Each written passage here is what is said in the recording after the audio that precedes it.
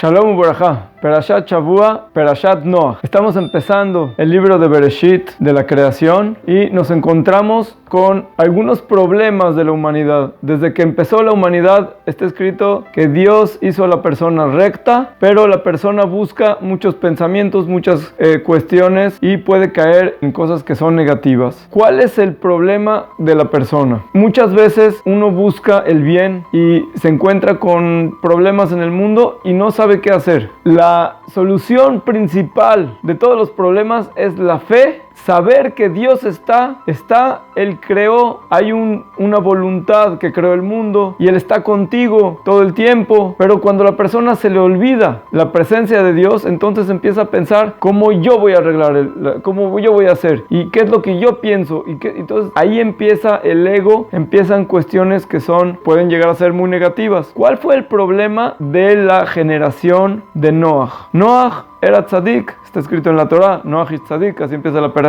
Pero toda su generación, ¿cómo es que llegó las personas más grandes que había en el mundo? Gente que vivían cientos de años, que tenían niveles espirituales elevadísimos. El mismo Adán y Javá fueron creados por las manos de Dios.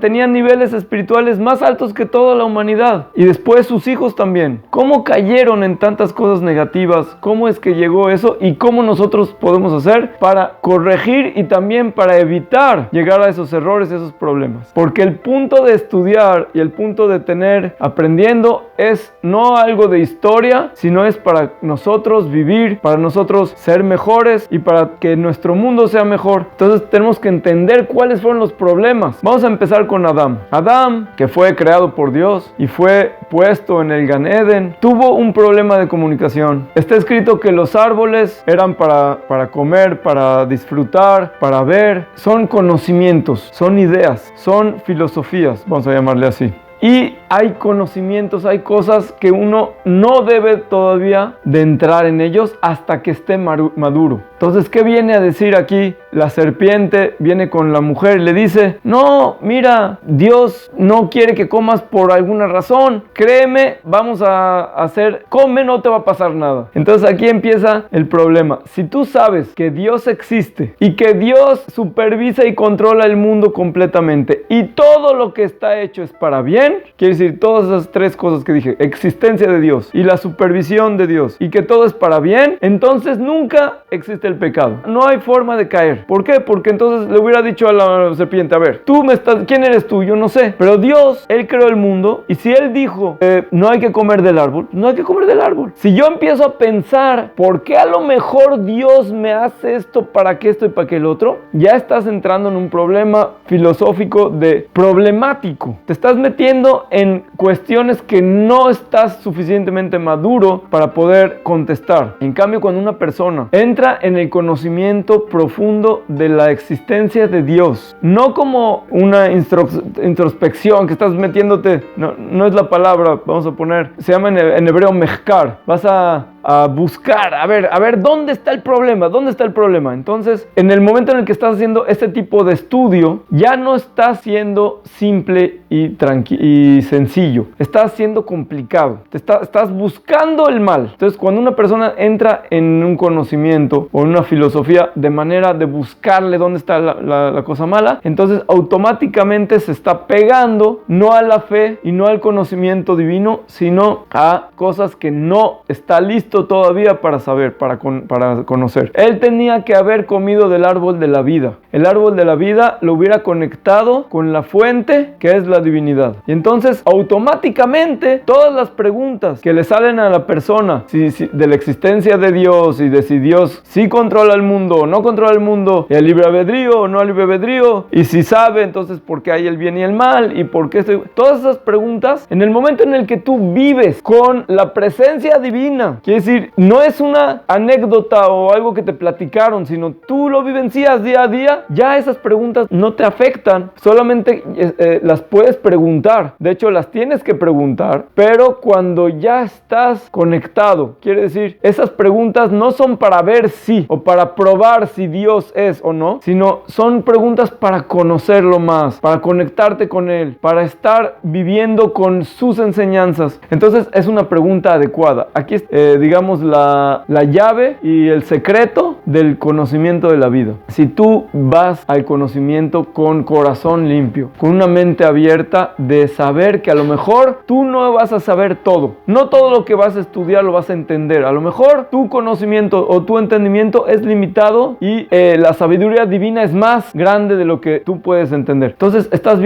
entrando a la sabiduría con una humildad, con una verdad, porque la verdad dice que Dios es grande y tú viniste ahorita a la mitad de la película con un límite muy limitado de saber todo. Entonces, conociendo de dónde vienes, cuál es tu lugar, entonces vas a poder, con esta humildad y con esta simpleza, vas a poder realmente entender las cosas, porque cuando estás buscándolas, las estás buscando por el lugar adecuado. Después de Adán vino Enosh. Estaban Caín y Abel, que todos sabemos la historia, que tuvieron un pleito muy fuerte, y después nació Shet. De Shet se fue creando la humanidad. Nosotros en la parashá de Noach ya vemos que todo lo que quedó al final solamente son la simiente de Shet, porque Abel fue matado por Caín y todas las simientes de Caín murieron en el diluvio. Entonces el único que quedó fue Shet, el hijo de Adán, y de ahí salió Enosh, y de ahí empezaron a hacer idolatría. ¿Cómo empezó la idolatría en el mundo? Los grandes personajes que estamos hablando ahorita, que eran gente muy elevada, como mencioné, ellos tenían visión muy grande. Ellos veían que hay ángeles, veían que hay fuerzas celestiales que tienen mucha influencia en el mundo y en todo el universo. Entonces ellos vieron que Dios tiene para cada situación y para cada cosa, tiene un enviado o digamos, una persona que es responsable de tal cosa. Entonces hay uno que es el responsable de la lluvia, uno que es el responsable del sol,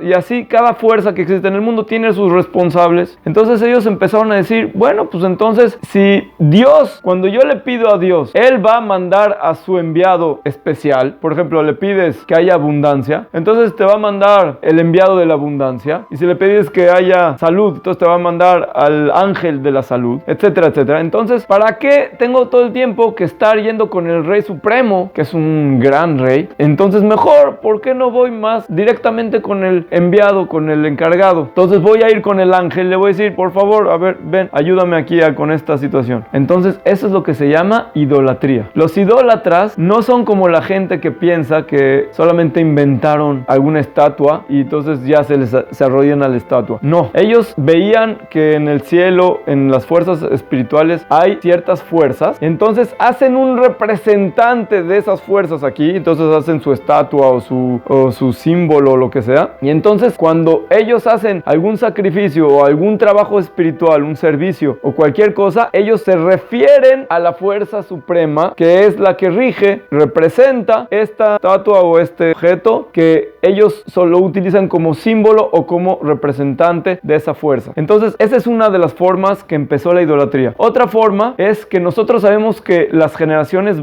fueron cayendo. Quiere decir, el hombre Adán era grandísimo y después Caín y Abel eran un poco menos, y así la generación fue cayendo hasta que llegaron a diferencias muy grandes entre tipos de personas que les llamaban Bnei ha-Elohim y Bnei ha-Adam. Quiere decir, habían gente que se llamaba como divinidades y otras personas que se llamaban como personas. Entonces ya había un poquito de diferencias. Entonces empezaron a recordar que ellos se recordaban a sus padres que ya no están, que eran tan grandes que son dioses. Quiere decir, tenían fuerza divina muy fuerte. Así es como también la mitología griega, la mitología romana, pueden ver cómo tienen sus dioses y los hijos de los dioses y los nietos de los dioses, hasta que hay formas que ya son medio dios, medio persona, y después las personas normales. Quiere decir, hay una forma en la que se fue haciendo la idolatría porque las personas empezaron a buscar cómo conectarse con la fuerza espiritual, pero no directamente, sino con lo que es más palpable, lo que es más fácil. Es más fácil para una persona ir con una identidad, vamos a llamarle así, que él conoció hace 100 años o que su padre le platicó, que hubo un abuelo que era muy grande. Entonces si directamente te conectas con él, más fácil que directamente con el Rey Supremo, que es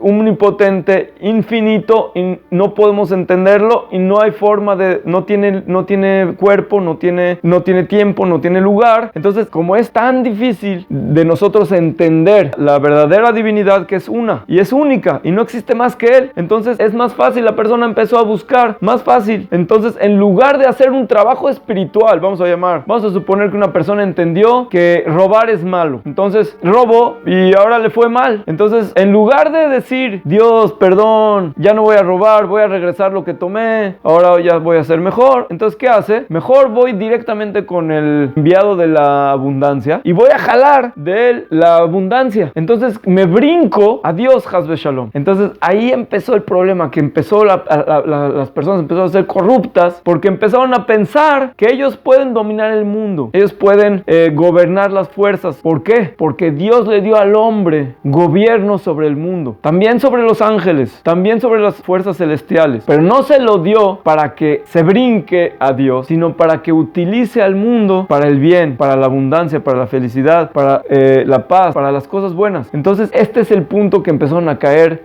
los hijos del hombre, y se fue cayendo y cayendo hasta que llegó a la generación de Noaj. La generación de Noaj era muy difícil, muy difícil. Las personas eran súper corruptas y se comían uno al otro, y aparte pecaban frente a Dios. Entonces, ¿cuáles son las cuestiones que una persona hoy tiene que pensar, tiene que ver cómo yo voy a comportarme, qué es lo que voy a buscar y qué es lo que no voy a buscar? Si una persona te dice, mira, vamos a obligar a los ángeles a que te hagan algo, te voy a dar un papelito o un nombre de Dios o un nombre de los ángeles y vamos a hacer unas cosas, y vas a traer bendición o salud o cualquier otra cosa, créeme, ese es el pecado del hombre, ese es el pecado de Adam Arishon, y ese es el pecado de Dor Enosh y de todos los que llegaron hasta el diluvio. Había una sola persona que se llama Hanoch, y su hijo Metushelach, que vivió mucho, que él solito, cuando decía Shema Israel, mataba a todas las fuerzas del mal que fueron creadas en este día. ¿Qué quiere decir? Voy a explicar. El hombre de la generación de Noach eran tan pecadores, sobre todo en el pecado de derramaban su simiente a la tierra, que ese es un pecado dificilísimo, durísimo. Eso crea fuerzas del mal. Habían tantas fuerzas del mal en el mundo que todos los días iba a venir un diluvio. Pero Metushelach, él hacía Shema Israel con su unificación del nombre de Dios que hacía, mataba a todos, cada noche mataba a todas las fuerzas del mal, y entonces cada día podía otra vez salir el sol. Hasta que nació Noach. Cuando nació Noach, también Metushelach murió, y entonces por el hecho que nació Noach, Dios dio una oportunidad al hombre, y entonces empezó a estar el problema del diluvio. Empezaron los ángeles malos a crearse otros y otros y otros, porque el hombre pecaba y pecaba. Entonces hasta que llegó el punto en el que Dios le dijo a Noach, ya, se acabó. Ahora vamos a tener que hacer diluvio porque estas fuerzas que el hombre hace las está encaminando tan mal. Después de Noach, también en nuestra perashá, está los otros hombres que vinieron a hacer una torre, la torre de Babel. ¿Qué querían hacer? Lo que querían hacer es gobernar las fuerzas espirituales. Quiere decir, ellos dicen, vamos a hacer una torre que llega al cielo. ¿Qué quiere decir el cielo? No es una torre física que si la hiciste muy grande. Eran gente inteligente, eran gente que tenía niveles espirituales altos. Ellos querían hacer una torre. ¿Qué quiere decir? Llegar a un punto en el que ellos van a dominar a Dios, entre paréntesis. Ellos van a obligar a Dios a que haga lo que ellos quieren que haga. Esa es la torre de Babel. Entonces, esa torre fue caída, fue tirada por Dios mismo, y de ahí se hicieron los 70 pueblos, las 70 diferentes lenguajes que tenemos hoy en día, porque la unión del hombre es muy importante, pero tenemos que saber cómo te vas a unir. Te vas a unir para cosas buenas, no para cosas malas. Entonces, otra vez cayeron en el punto en el que se olvidaron de las tres cosas: la existencia de Dios, que Dios gobierna y todo lo hace para bien. Entonces, ¿qué es lo que nosotros hacemos para combatir con estas fuerzas negativas? Cuando nosotros unimos el nombre de Dios, decimos Shema Israel, Adonai Eloheinu, Adonai Echad, después Baruch Shem Kevod Malchuto Leolam Vaed. Estas dos frases reúnen las ideas principales que combaten contra estas fuerzas del mal. Cuando nosotros unimos el nombre de Dios, Shema Israel, ¿qué decimos? Que Dios es todopoderoso, es trascendente, es más allá que todas las fuerzas. Muy bien, eso también hay gente que hizo esos pecados que también creían en eso. Después, cuando decimos Baruch Shem Kevod, Malchuto Leolam Vaed, ¿qué decimos? Que Dios con su fuerza y con su poder, Él gobierna y es emanente en el mundo. Entonces tenemos dos cosas. Una es trascendente y la otra es emanente. En esto voy a entrar un poquito más profundo en estos temas para entender qué significa trascendente. Trascendente quiere decir que es más allá de todo. Es superpoder, no es más allá de la naturaleza, más allá del mundo. Quiere decir, una persona puede decir, Dios creó el mundo y ya no está más. Ya se fue, ya nos dejó aquí. Esa es una filosofía que existe hoy en día también. Hay otra filosofía que dice que Dios es emanente. ¿Qué dicen? Dice, Dios está con nosotros, Dios vive y gobierna el mundo, pero hay reglas naturales. Está todo bajo las estrellas, aunque sean cosas espirituales, pero hay unas leyes espirituales que gobiernan el mundo. Quiere decir, no se puede salir del guacal, como dicen. No se puede salir del cubo. Entonces, estas dos filosofías, una es la que dice trascendente y la otra dice que Dios es emanente, tienen una parte de la verdad, pero si no están juntas, son las dos mentiras. Y es la fuente de las dos grandes mentiras que hay hoy en el mundo. La filosofía trascendente te dice, haz lo que quieras, no te va a pasar nada, porque Dios ya no es tan grande que nunca te va ni le importas, entonces haz lo que quieras. Y la otra filosofía te dice, hagas lo que hagas, nunca te vas a poder salir de lo que ya está destinado para ti. Nosotros, el pueblo de Israel, recibimos el secreto de que estas dos cosas son una. Entonces decimos, Shema Israel, eres uno y único, pero también gobiernas en el mundo. ¿Cómo lo decimos nosotros? La santidad. Kadosh, Kadosh, Kadosh. Santo. Santo significa separado, trascendente. Pero ¿cómo decimos? Meloko laaret kebodó. Tú llenas con tu gloria la tierra. Entonces la idea trascendente la estamos juntando al mundo. Y por otro lado decimos Baruch. Baruch significa que es emanente. Baruch es bendición. Bendito tú, Baruch Kevod Hashem. Mime como la gloria de Dios desde su lugar. Quiere decir emanente, pero desde su lugar. Quiere decir, juntamos esas dos ideas. Esas dos ideas son las ideas que después de 2 milenios vino Moshe Rabenu y recibió las tablas de la ley. Y los dos primeros mandamientos que dicen. El primero dice, yo soy Dios tu Dios que te saqué de la tierra de Egipto. Quiere decir, soy Dios el Todopoderoso que creé el mundo. Yo hice todo, pero también me meto en el mundo. Es decir, yo estoy dentro, no estoy afuera. Y el segundo mandamiento dice, no tendrás otros dioses, no tendrás imagen ni semejanza, no harás ídolos, no tendrás símbolos. ¿Por qué? Porque todo eso estás como metiendo a Dios en el cubo. No, Dios no está en el cubo ni en tu poder, ni lo puedes limitar. Es ilimitado. Entonces, esos dos mandamientos nos vienen a separar de los problemas que vinieron desde el hombre y fueron hasta hoy en día, siguen estando en nuestra civilización. Con esta idea de la fe en que Dios es trascendente, omnipotente y Él puede hacer lo que Él quiera y lo hace, entonces podemos entender que este mundo está regido directamente por la voluntad de Dios. Y Dios, como es bueno, su voluntad es para bien. Entonces todo lo que pasa es para bien. Cuando tú tienes estas ideas dentro de ti, entonces automáticamente tu ser va a ser mejor porque estás conectado con la luz divina. Entonces esta es la idea que tenemos que aprender. Noah era tzadik, era tamim, era simple, sencillo, quiere decir, era completo. No estuvo buscando muchas ideas y muchos problemas. Él entendió, hay Dios, Dios es bueno, Él gobierna el mundo, todo está bien. Pero hay problemas, hay diluvios, hay personas, hay esto y el otro. Le dijo Dios, métete a la arca y sálvate. Y después tú vas a poder salvar a tu familia y a lo mejor también a otras personas que están junto contigo. Y cada uno de nosotros tenemos que tener nuestra arca para salvarnos de las ideas, de los diluvios, de las cosas negativas que siguen estando en el mundo y que tenemos que nosotros protegernos de nosotros, a nosotros mismos, a nuestros hijos, a nuestra familia, y con esto vamos a poder, Bezat Hashem, traer más luz a nuestras vidas y a las de los demás para un mejor mundo y Bezat Hashem, la redención completa. Únete a nosotros. Si te gustan estas ideas, si piensas que esta Torah, esta luz puede ayudar no nada más a ti sino a otras personas, comparte y Bezat Hashem podamos ser también de los que da, y así como Noah al final entendió que tuvo que hacer por toda la civilización, no solamente se salvó a sí mismo porque está en el arca, entonces también nosotros tenemos que saber que si a veces tienes que estar en el arca, llega el día en que tienes que salir del arca, tienes que alumbrar. Entonces, Bezat Hashem, que Dios nos dé el privilegio de alumbrar. Shabbat Shalom Umeborach.